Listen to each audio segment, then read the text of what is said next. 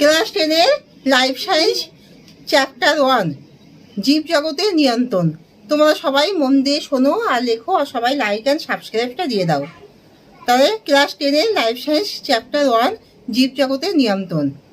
চলন কাকে বলে? জীব যখন একই জায়গায় স্থিরভাবে থেকে যখন অঙ্গ প্রত্যঙ্গকে সঞ্চালন করে তখন তাকে চলন বলা হয়। আর গমন হলো জীব যখন এক স্থান থেকে অন্য স্থানে যায় তখন তাকে গমন বলা হয়। আর চলন ও গমনের মধ্যে পার্থক্য হলো, চলন হলো কোনো জীব একই জায়গায় স্থির থেকে সে চলন করতে পারে। গমনের ক্ষেত্রে জীব এক জায়গা থেকে অন্য স্থানে তাকে খাদ্য সংগ্রহের জন্য যেতে হয়। আর চলনকে কতগুলি ভাগে ভাগ করা যায়: টপিক চলন, হাইড্রোটপিক চলন, জিওটপিক চলন। গমনকে সেইভাবে শ্রেণীবিভাগ করা হয় না। তা চলন হলো 3 ভাগে ভাগ করা যায়। যেমন টপিক চলন হলো যখন কোনো আলোর উদ্দীপকের প্রতি জীব যখন প্রতিক্রিয়া করে তাকে টপিক চলন বলা হয়। আর হাইড্রোটপিক চলন হলো জলের উৎস অনুযায়ী জীবের যে প্রতিক্রিয়া তাকে বলা হয় হাইড্রোটপিক চলন। আর জিওটপিক চলন, জিওটপিক চলন হলো জীব যখন আলো এবং জল ছাড়াও জীব যখন ব্যাপকভাবে যখন উদ্দীপকের প্রতি যখন প্রতিক্রিয়া করে তখন তাকে জিও চলন বলা হয়।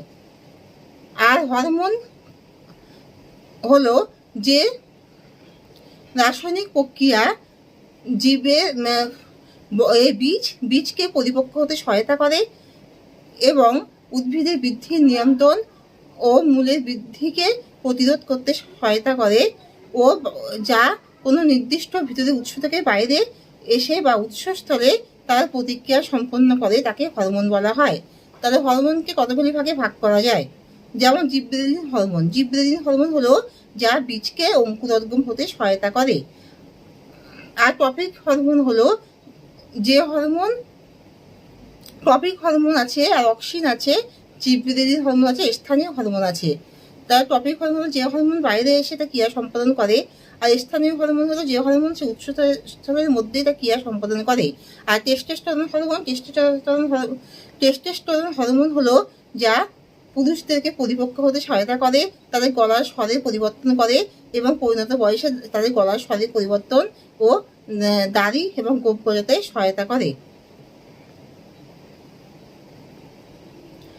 রুই মাছের বিভিন্ন রকমের যে পাখনা হয় সেইগুলি কার্যকলাপ বিশ্লেষণ করো।